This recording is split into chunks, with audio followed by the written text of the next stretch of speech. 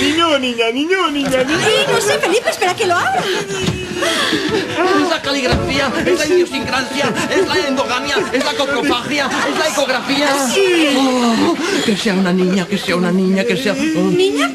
¿Por qué niña? No, por nada. Porque si es niño se convierte automáticamente en el heredero al trono por delante de Leonor. Y entonces tendríamos que cambiar la Constitución para que no se diga que somos una institución anticuada, sexista y poco campechana. Casi nada. Pues yo quería una parejita.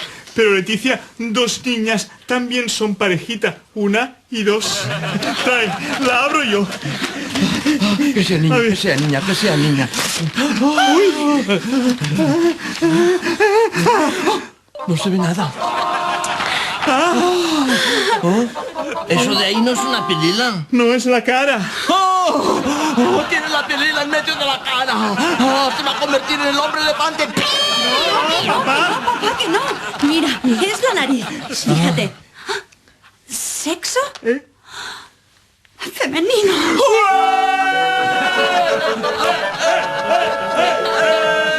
¡Es una niña! ¡Es una niña! Pues a mí me da igual que sea niño o niña, porque yo lo querré igual. Oh. Además, estáis asustando a Leonor. Sí, no llores, Leonor, que tú siempre serás la reina de la casa. Sí, reina por mucho rato.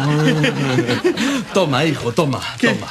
Pero papá, las peladillas son para el bautizo. No, no son peladillas, ¿eh? Son condoncillos. A ver si descansáis un rato, que yo a mi edad no estoy para sustos.